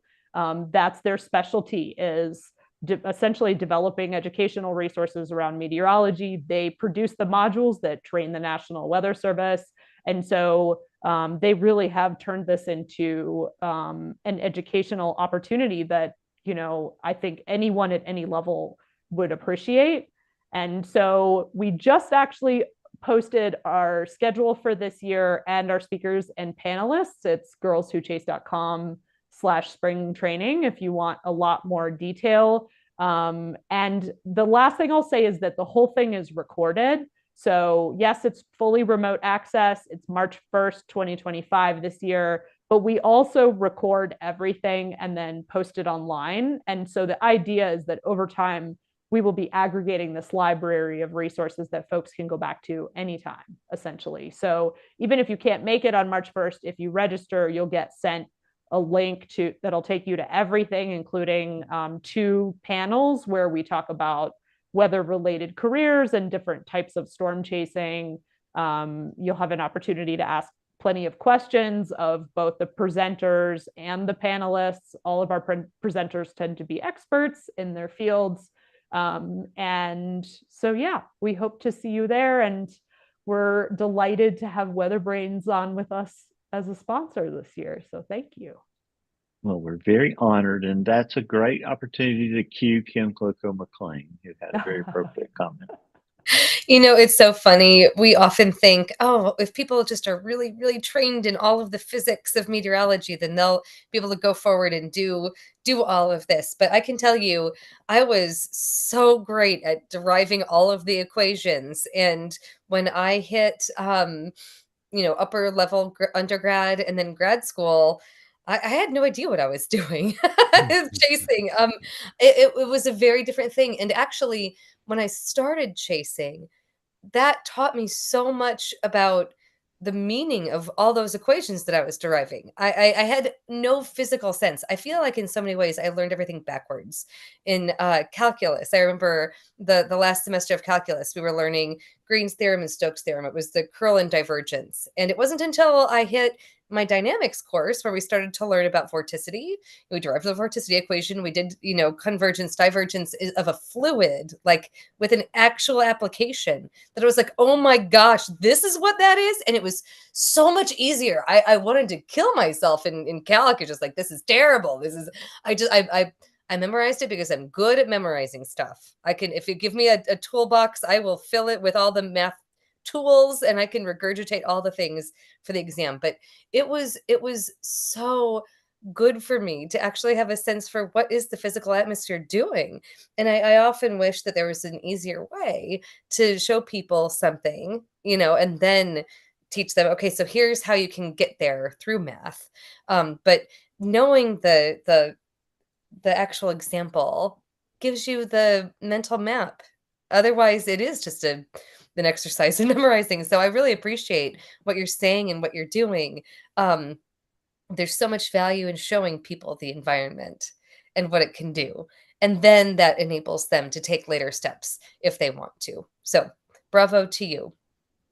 It's an evolutional process with every supercell that you try to approach.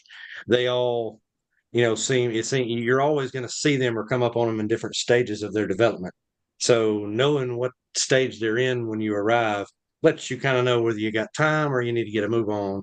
And also, what reports to make based on what you see, rotating wall clouds, ground circulation, possible touchdown, debris, flying around the area. There's so many variables that come into it with the timing, and then your roads have got to work out right, and there's so much, the thing about it is, it's like every year there's a new generation of chasers that are interested, and this year especially, or last year especially, with the Twisters movie. Just like there was a generation born when the first Twister movie came out, then Twisters this past year, it's going to breed a whole new generation of people that are up and coming that want to do this based off what they've seen on these movies, but they need a reality check before they try this. And Jen, you're introducing networking rooms this year in the event. Talk about the importance of mentoring in chasing. My mentor was Gene Roden, and he was a fabulous mentor for me when I got to do it. And talk about the how important that role is. Yeah. Every year, I think we've learned what folks are really looking for and what's really needed to provide a useful event. And the thing that we've heard the most recently is one of the things that people are turning to us for is they are interested, like they're ready to get out there, they're ready to chase, but they really would like to meet a chase partner. Or a lot of times the advice that panelists give and that I feel like I heard a lot at AMS is don't go out by yourself the first time, find a more experienced person to take you out. And I completely agree with that. But then what do you do? Right? Like, how do you find that experienced person? You can't just like email random storm chasers. I mean, some people do, and kudos to them. But also, like, we don't want to necessarily encourage people to email random storm chasers because you don't know who you're in a vehicle with. So we do have a Discord where we have kind of a find a chase partner. And I've heard through the grapevine that we have supported some now existing new chase teams or partnerships, which is wonderful, that have met through the Girls Who Chase platform. But it's really difficult, I think, to start to meet that first round of chasers. And I remember thinking to myself when I started, well, if you want to get out there, I guess you'd better get out there. Like, I just drove out there by myself because I was just really tired of waiting. And that's how I made my chase friends, right? Because then you start to meet people on the side of the road in the middle of nowhere, which isn't always an encouraged thing either. That's a whole other conversation. But so anyway, yes, we are introducing networking rooms here, and we're going to divide it by region, really by request. So the folks who tend to chase more often in kind of the Central Plains, the Tornado Alley region, plus the Midwest, which has been very active recently. And then folks who are in less traditional areas, like the people who like to get their once annual tornado in Northern California, or who chase lenticulars in the Pacific Northwest over, key areas or mountains. We've got our Dixie chasers like Heath and folks down there who maybe get really good at using a drone or understand storm behavior in that area, right? Because it's totally different. And then we are global. So we also are interested in helping chasers find each other in different parts of the world. We have a very active chase group in Australia. Canada is very active. And then I've received wonderful photos from lots of different parts of Europe, South America. We actually have a couple folks, one is in Malaysia. So, helping people find each other. And the reason for that, to your secondary question, Bill, is because just knowing kind of you're not alone in the learning process, I think normalizes whatever phase you might be in. So I feel like I've gone through several phases in chasing where, initially I know nothing and that's expected. And then you sort of think you've wrapped your head around it and you get a couple great storms. And then you start to think, this is like year 2 or 3. You start to think, okay, I've really like wrapped my brain around this. And I think I know what I'm doing. I think I can call myself a chaser now. And then in year 4 and 5, you just get your rear end handed to you. You would miss storms, you're on the wrong storm. It's a dead year, right? Like there's all kinds of things that can kind of mess with your head. And I think that's where either having a mentor or having a network where you can learn together kind of in a mutual way. Like, for example, there was a lot of conversation after certain events busted on Twitter about why do we think this event busted? What happened that was different from what was progged?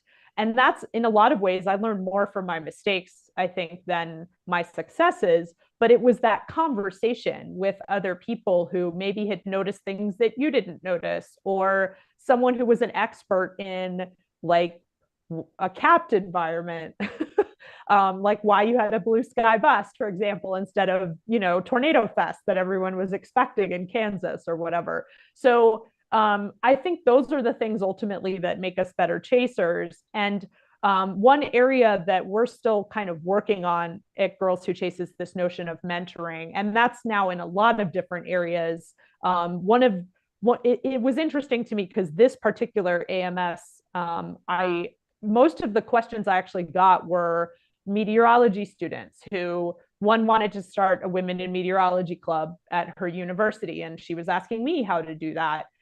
Or they just want to better understand how to find certain resources and how to spread the word on that. But the other issue is a lot of the questions that we got, for example, in our Women in Extreme Weather panel at AMS, were from female meteorology students who didn't have any sort of female representation at their university, where they felt like they had someone they could go to and ask questions that were really geared toward what's it like being a woman in the sciences, which isn't necessarily the same question as how do I learn about this particular equation, like some of the equations that Kim was just speaking to, or and these are just different kinds of questions. And so a lot of times what we're finding, both through data-driven research and us anecdotally at Girls Who Chase, is that's sometimes when we lose women out of the STEM pipeline, is they become discouraged. They don't feel like they have anyone they can go to or anyone they can really trust to talk to about these things, and they decide they're going to take a different path.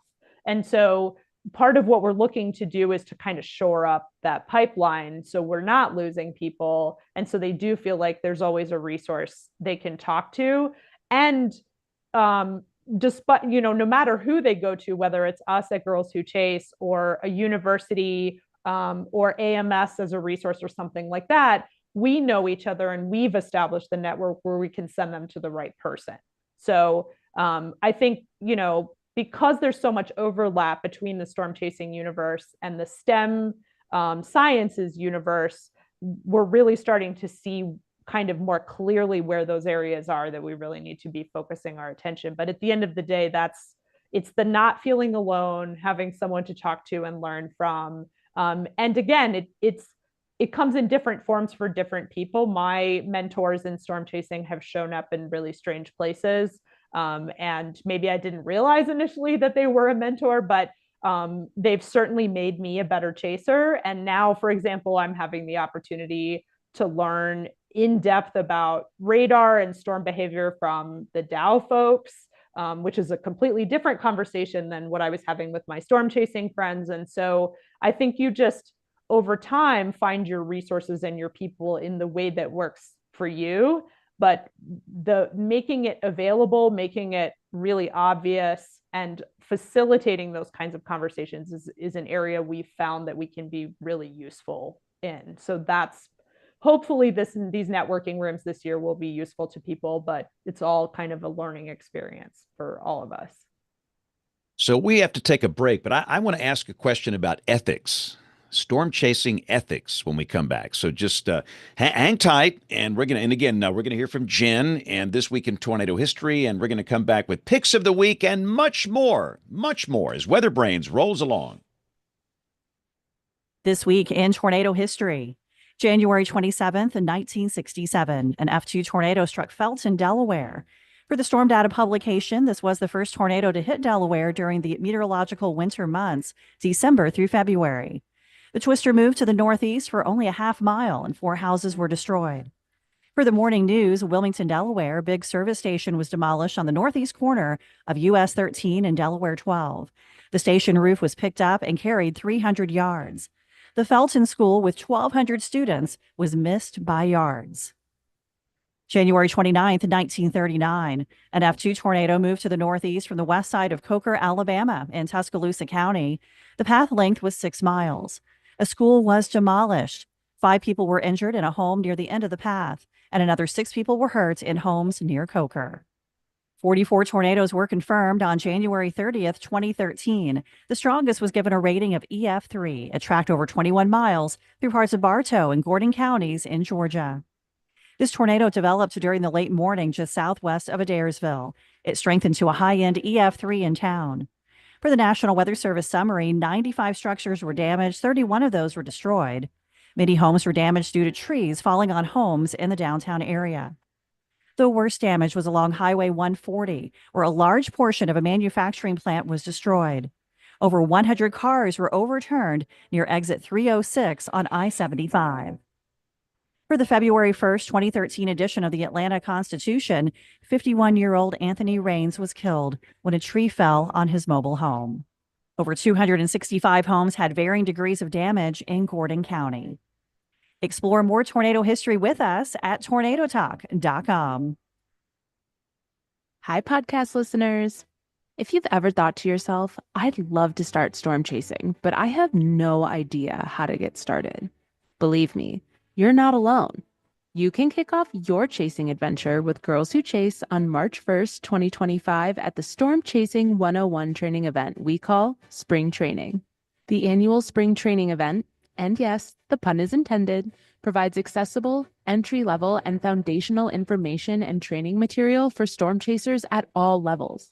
Spring trainees will range from those who want to begin their chase education or brush up on the basics to more advanced chasers who want to learn more about in-depth specialized topics. Just like in baseball, we gather every spring to shake off the rust, refresh our skills, and get ready to hit a home run.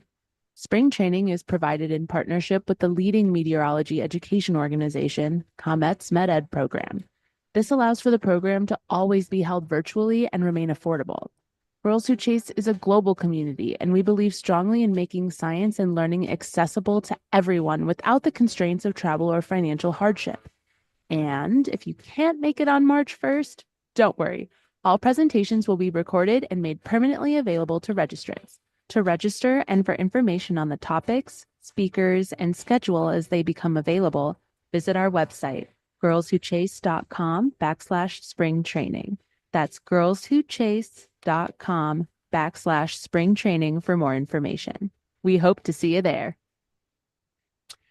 So let's do picks of the week because time is short here. And goodness, we've lost Rick and Neil and Jen Naramore. Did we make them mad? James A., did we do something wrong? Yeah, didn't you see the look of utter disgust on their faces as they bailed out? Yeah. Yeah. So I've decided wow. to stay now after that. Yeah, Bill Murray's about to bail. I mean, it's just like I don't know who made who mad here. I mean, I think but it was while one of the while puns we've in got chat. yeah, It was that's the- it was true. the YouTubers. It was Ate-A-Lot, They all one of his Yeah. puns. So let's do picks of the week real quick, and then real quickly I'll touch on ethics. We'll do one final question for Heath and Jen. So we're going to go around the horn. Everybody's going to share something that's really cool, that's weather related. And I'll just say up front, my pick of the week, it's some of the snow video from Gulf Shores, Alabama, which was too stinking cool. Big old blanket of snow on the Gulf Coast, a generational snowstorm, one for the ages. It was just incredible. And this was Tuesday of last week. And again, all these picks will be up on the website, weatherbrains.com. So let's go to James Ate-A-Lot because we would like to get him first because he has to do the 9 o'clock news. So, James, what's your pick this week? And speaking of puns, it's an oldie but a goodie. I've got a picture of myself with a big spring in my hand sneaking around one of the corners here in the TV station that says, of course, spring is right around the corner. Spring's around the corner, right around the corner. That's outstanding. I laughed out loud when I saw that. Your stuff is good. I mean, it's good. It's good. Don't let anybody criticize you. So Everybody that's good stuff. instead, not anyone, everyone. All right, Troy Kimmel, give us a good pick of the week. I don't have anything prepared, but I did have something I think for last week. I still am amazed, and I forget. It seemed like one of our Weather Brains listeners or viewers provided this to us.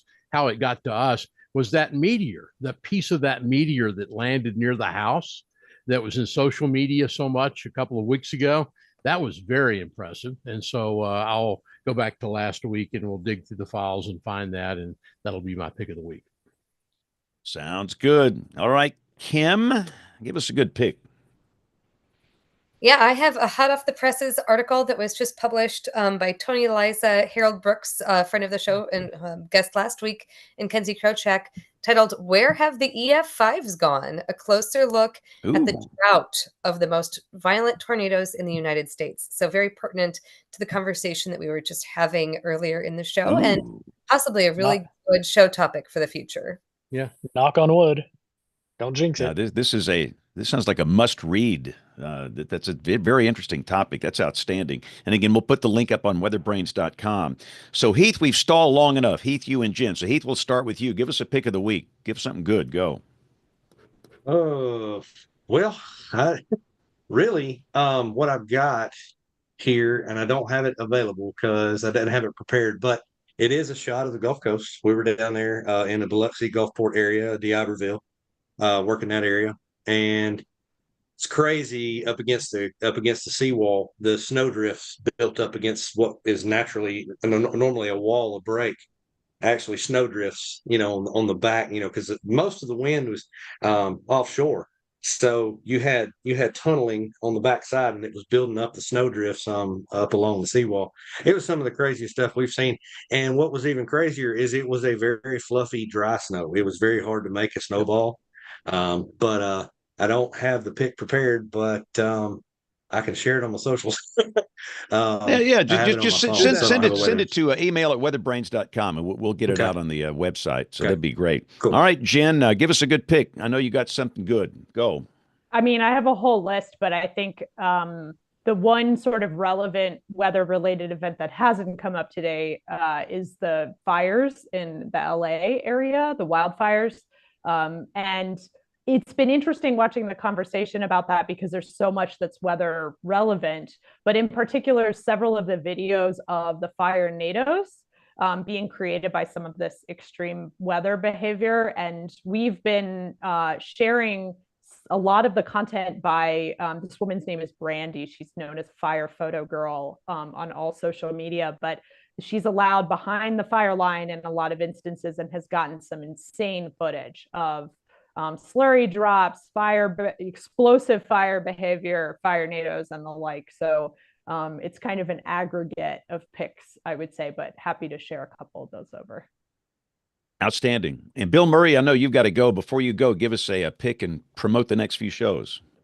Yeah, James, my pick of the week is NOAA's 1, 2, and 3 day snowfall extreme by county. It may be obsolete now for many counties along the Gulf Coast, but it was a real good resource last week when we were watching the snow totals pile up. So that's my pick of the week. Next week, we'll have Angela Mason, who is the author of Death Rides the Sky, the story of the 1925 tri-state tornado. Hard to believe this will be the 100th anniversary of that terrible tornado, James. We got lots of great guests coming up, including Roger Edwards on February 24th, and now Karen Kosiva. I can't believe it. Thank you, Jen. Outstanding. All right, Bill, thanks. If you got to take off, take off. So I got one more question, and I know we have to wrap up here in just a second. It's about ethics, Jen and Heath. And by the way, thank you for what you do. Goodness, it's hard, and you never get thanked, but I'm thanking both of you. But from my perspective, from what I do, it seems like in recent years that there's a subset of chasers that are prickly. I don't know if that's a good word, but they tend to fight publicly with each other, and they make accusations of illegal driving and illegal practices and unethical behavior. And it seems that's becoming more rampant, at least in my world, that I just see across all these platforms. Is that just a tiny subset of the chasing community, or is that a problem? And if some of these accusations are true, you've got people breaking traffic laws that are endangering others on roads. So what's just kind of the state of the ethics within the chasing community? Who wants to go first? Nobody. Keith and I are like, Nobody's going to touch it with a 10-foot pole. No, I'll take a stab at that just at a high level. And that's to say that one of the things that is unique, I think, in this scenario is that there are no requirements or regulations to be a storm chaser. So there's there's pros and cons to all of that. But I think one of the things that we see a lot is, because of that, in a way, the community has a tendency to self-regulate because someone has to say something. And so I feel like a lot of times there's a bit of a bias when it comes to what people are seeing from the storm chasing community. You don't always see the good stuff. Sometimes what you see is the self-regulation, which gives this sense that there's just constant terrible behavior or people breaking laws and doing things they shouldn't. There's no excuse for it. It's not like I'm excusing it by any stretch, but I do think some of what we see is folks holding each other accountable in ways that a regulated community or a licensed community might, in different ways, if that makes sense. So I just kind of wanted to throw that out there. I will. right, From Heath, my Troy, feedback, yeah, I'm just telling you, being involved in emergency management and law enforcement to some degree, that law enforcement is getting really tired of this. And I will tell you that I'll back whatever they're going to do, but I'm going to tell you, they're getting very tired of it. They're getting more and more outspoken about it. And they're going to start coming down on people. And I'm not sure that is not what needs to happen. In Right. a lot of situations, there's being the newer chasers and being the chasers that pretty much don't have a sense of like self-awareness, their position in accordance to a storm, who they're not a lot of cases, and mostly it's the recreational chasers and stuff. You have the career chasers, you have the scientific, and you have the recreational, and you have the YouTubers, and you have the clout chasers. That's a whole blended. There are some toxic areas of the chase community. Yeah. What we got to do is we got to figure out that they've got to shut off this self-entitlement in the field. They've got to shut that off. They've got to fulfill their purpose, do what they're going to, and be aware of what's going on around you. If you've got a line of 10 cars behind you that are trying to pass you, do what you can to move, and then there's, in a lot of different places of the country, there's a ton of new roadway systems like roundabouts. Some people have never driven roundabouts. There's different ways that highways are. If there's frontage roads on interstate sections that you go to, there's different ways. It's not, you don't just get on the road and drive roads like you do in your own hometown. You go out in the open country and you get put in situations with traffic. You have traffic cameras, you have toll roads, you have a lot of things you have to balance and take into consideration. Number one, you do have to be safe with you and your vehicle. Then look out for others in that sense. If you're not doing that, then you're not being, you've got to have a good rapport about yourself in everything that you do. If it's raining too heavy to drive, efficiently in it, we slow down. A lot of guys will blow right past us in a double line road. And we're like, where are they headed? Because they can't see any more of what they're looking at, and they could be driving right into a rain wrap tornado and not even have a care in the world. We're more erring on the side of caution. This ain't good. And a lot of people get judged for whether or not, chicken, you didn't drive in there, chicken. There's a lot of that backbiting saying, oh, you got scared, didn't you? There's a ton of that. And there's no room for that backbiting and that condemnation in the chase world, because we're all out there, looking to help and see awesome things that nobody else at that time is doing. There might be 400 or 500 of us on one storm. We've all got to learn to work together. There's got to be an etiquette established across the board. And with us that have been doing it for so long, we recognize their vehicles. We know who we're chasing with. We know who we're chasing alongside. We can kind of tell what they're going to do, what they're, what sort of aggressive moves they may make or not. But aggressive has many different facets. You have aggressive, which means, are they going after the storm? Or are they driving down a west road that doesn't have any other option of exit than and back east? There's not a south exit. There's not, so there's a lot of judgment on that end, because people are saying, well, why'd you do this? Why'd you do that? And when traffic laws are impeded or they're violated, when those things happen, a lot of times I can tell you that it's nothing that they did on purpose. It's not that they looked at it, it's a 50-50 in a sense, I guess. There's a lot of traffic violations that happen that can be, well, there's nobody around. I can roll through this stop sign. No, there's nobody here at this intersection. This red light, we got to go. Let's run it. This just, you gotta start putting yourself in check a lot more, especially the newer chasers, But Heath, I'll tell you this, we say that, and I agree with you completely, but we've been there. We've had our colleagues killed on roadways during these chases. And so the fact that someone doesn't realize they're doing it, that scares me to hell even more. Yeah. Yeah. That Yeah. if they don't realize it, then we're going to get Yeah. in trouble. 'Cause I think that law enforcement's got to step in here, and it Yeah. may be heavy-handed, but it may be what we need. Yeah. Yeah. Yeah. And they're so captivated by the storm that they're chasing and trying to go. You know, a lot of things get thrown, you know, caution to the wind. And that needs to harness back that you got to be more focused about what's going on and what you're doing in your situation. And a lot of that comes with the experience. And like Jen was saying, you know, in a lot of cases, with being that we chase practically everything, we learn a certain discipline that every system is not going to produce. And we're not going to always be in the best position when these things happen. And if we can do anything to help the guys, you know, that are coming up and we can tell they're sort of green to it, we'll try to tell them, say, look, man, just keep your head on a swivel, do the right things, abide by traffic laws, do what you can, get your shit, you know, it's just like fishing. You don't always go out and catch a 10-pound bass, or you don't always go catch a bunch of fish, you know, and it's the same type deal. You know, you're basically fishing, but I think there's people out there with different purposes than others, and it's such a diverse community that you're always going to have toxicity in certain areas. But yes, it definitely needs to be addressed. It is a problem.